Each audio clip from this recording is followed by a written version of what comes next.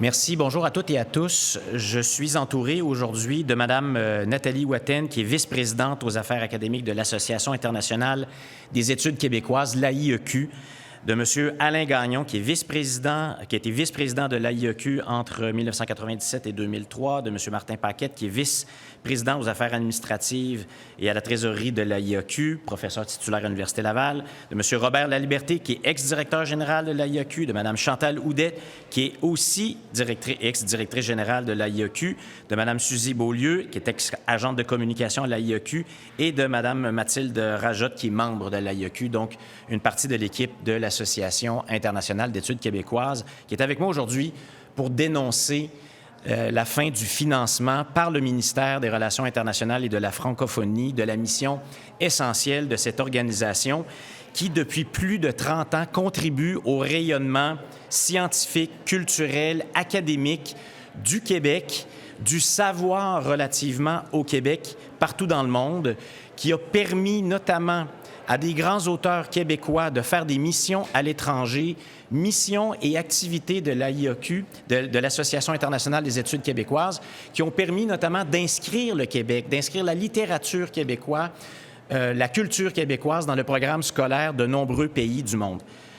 Pourtant, le ministre Christopher Skeete a décidé de couper les vivres de l'organisation dans une décision insensée dernièrement, alors que lui-même, alors qu'il recevait la secrétaire général de l'Organisation internationale de la francophonie ici à Québec le 16 mars dernier, a dit que son gouvernement réitérait son engagement à promouvoir, je le cite, à promouvoir la langue française autant sur son territoire que dans le monde.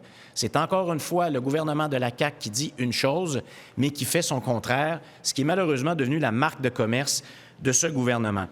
En matière de relations internationales, le gouvernement de la CAQ a malheureusement une vision réductrice de la place du Québec dans le monde. Alors qu'il se dit autonomiste, qu'il se dit nationaliste, il est en complète contradiction avec son discours sur l'importance de propulser la langue française, la culture québécoise, le savoir québécois à travers le monde pour favoriser non seulement sa survie, mais en fait son épanouissement, sa prospérité.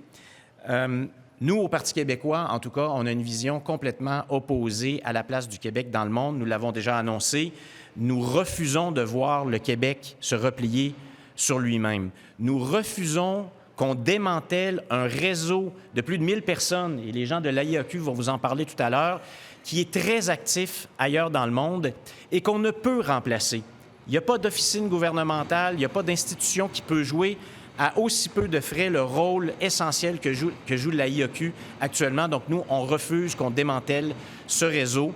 Nous avons une vision ambitieuse au Parti québécois pour les relations internationales du Québec qui inclut la diplomatie d'influence, la diplomatie culturelle, la diplomatie scientifique qui s'ajoute au commerce international et à la diplomatie politique entre pays. Donc, pour nous, la coopération internationale fait partie des outils de prospérité pour le Québec à l'étranger et au Québec. Donc, nous demandons au ministre Christopher Skeete de revenir sur sa décision mal avisée.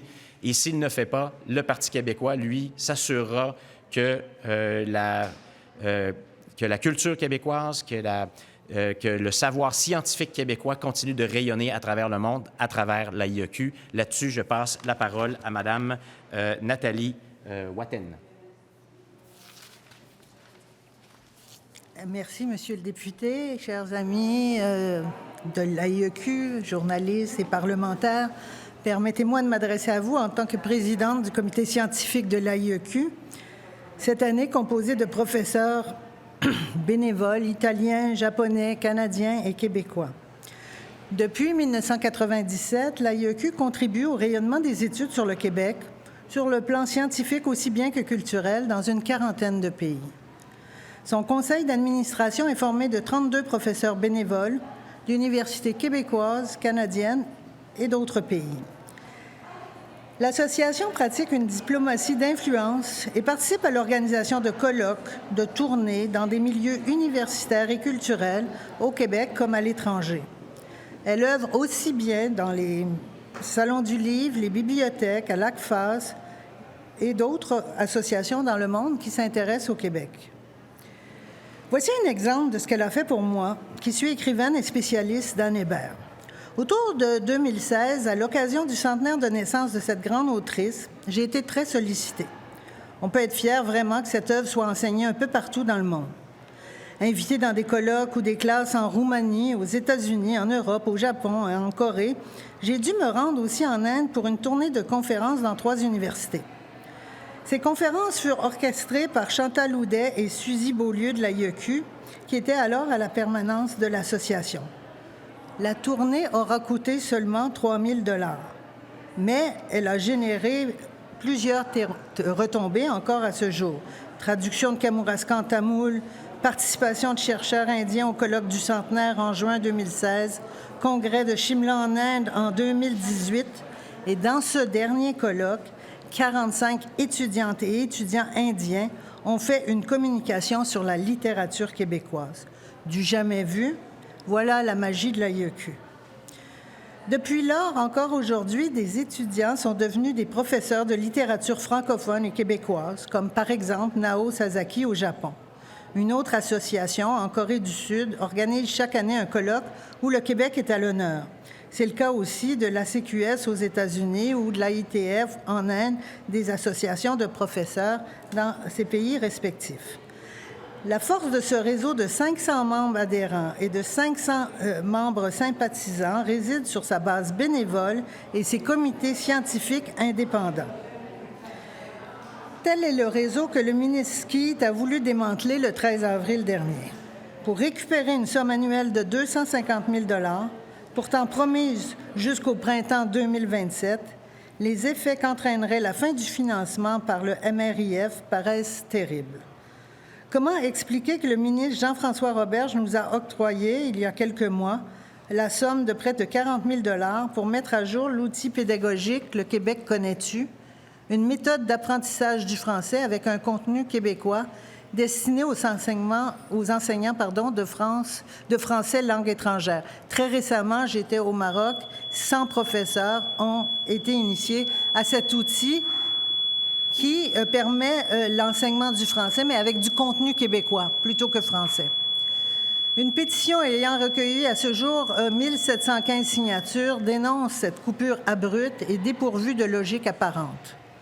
Dans les quotidiens, des articles de journalistes et plusieurs lettres ouvertes de personnalités publiques québécoises, mais aussi d'acteurs d'autres pays, tout cela ne semble pas avoir atteint le ministre Skeet.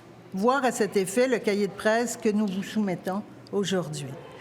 Pourquoi la décision de mettre fin à la libre circulation des travaux universitaires, des contenus culturels, médiatiques et scientifiques en français qui ont pour objet d'étude le Québec?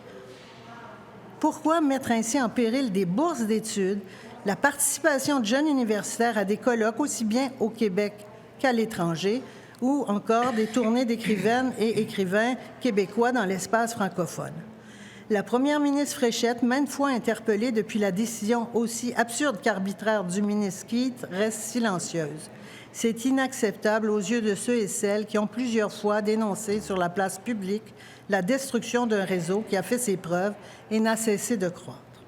Nous comptons sur vous, M. Paradis, et sur tous les parlementaires de toutes les formations politiques de l'Assemblée nationale afin que soit préservé un réseau international structuré, construit sur 30 ans avec des comités indépendants et dont la neutralité académique est indispensable à sa crédibilité. Nous comptons sur vous pour poursuivre notre mission qui consiste en la valorisation de notre identité au sein de la francophonie, la diffusion de connaissances sur le Québec et le rayonnement de nos contenus scientifiques et culturels à l'international. Merci beaucoup.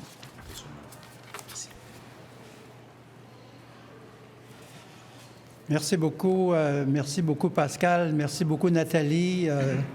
Je suis très heureux d'être ici aujourd'hui pour dénoncer ce qui est en train de se passer. J'ai été parmi les premiers vice-présidents de l'Association internationale d'études québécoises en 1997 et je me suis beaucoup investi au cours des années au sein de cette association-là.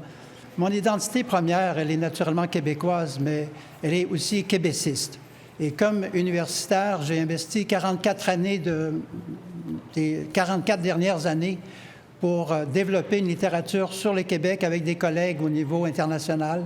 Et l'AIEQ a été maître d'œuvre dans ce travail-là, en ce qui nous a permis d'identifier des collaborateurs à la fois en Chine, au Japon, au Maroc, dans l'ensemble, en fait, sur l'ensemble des continents. Et je dois avouer qu'au lendemain du référendum de 1995, il faut se rappeler que nous avions besoin d'une voix forte sur la scène internationale. Nous avions besoin de présenter le Québec comme étant une nation qui aspirait à se prononcer sur un ensemble d'enjeux de liberté universitaire, liberté académique, mais la liberté d'un peuple. Et l'AIEQ a été, pour moi, extraordinairement importante dans ce sens-là. Il y a eu, il faut le dire dès le début, une opposition majeure qui a été apportée par les ambassades canadiennes qui n'ont pas voulu que l'AIEQ s'impose. Et l'AIEQ a persisté, les centres de recherche sont nés, les instituts ont été développés, les universitaires se sont présentés. On a eu plein de postdoctorants qui ont travaillé sur le Québec, qui sont venus visiter le Québec. Donc, il y a eu un effort très important au niveau de la diplomatie culturelle, la diplomatie à la fois scientifique, identitaire. Le Québec s'est imposé comme presque une grande nation. Ce n'est pas tous les jours qu'une petite nation est regardée par les autres comme étant une grande nation. L'AIEQ, c'est sa grande réalisation d'avoir permis à des milliers d'universitaires de comprendre le Québec comme un acteur clé, un sujet politique, pas simplement un objet de société, un sujet politique, un acteur véritable qui mérite d'être reconnu. Nos 34 délégations, Bureau du Québec à l'international, moi j'ai travaillé beaucoup avec eux. Ils m'ont aidé beaucoup pour être présent, pour présenter mes points de vue. Mais ce n'est pas avec eux qu'on travaille directement. On travaille directement avec les associations d'études québécoises dans chacun de ces pays-là, 40 pays auxquels nous sommes associés. Alors donc, nos délégations, elles sont essentielles, nos bureaux, ils sont essentiels, mais on sait qu'il y a, au sein de la CAQ, par exemple, un parti pris pour l'enjeu économique. Ils n'en ont que pour l'économie. Oui, l'économie, le culturel, le social, la science, le rayonnement des idées, je pense que ça doit reprendre sa place. Et peut-être qu'il faut aussi mentionner qu'un travail qu'on a fait, qui s'appelle, un livre qu'on a fait, Québec, État et Société, qui est devenu un classique dans les études québécoises à travers le pays. Mais ce livre-là a été traduit en portugais, en catalan, en espagnol, en allemand. Et il a été traduit gracieusement, et même le président de l'AIEQ, Ingo Kohlbohm, a pris le temps de traduire ce livre-là pour les lecteurs allemands. Donc, un engagement sans coût, sans frais, mais avec des retombées extraordinairement importantes. Peut-être, mot de la fin, parce que je sais que le temps nous est compté. L'AIEQ, pour moi, c'est le fer de lance de la diplomatie culturelle et scientifique du Québec. Ce regroupement dont la crédibilité est avérée et dont la voix porte est aujourd'hui menacée de disparaître, il est temps de se ressaisir en réaffirmant sa mission au cœur de laquelle s'inscrivent la liberté universitaire, la liberté d'expression. Quand le gouvernement affirme que la défense des intérêts du Québec est sa priorité, ce n'est pas en coupant les vivres de l'AIEQ qu'il fait avancer, qu'il en fait la preuve.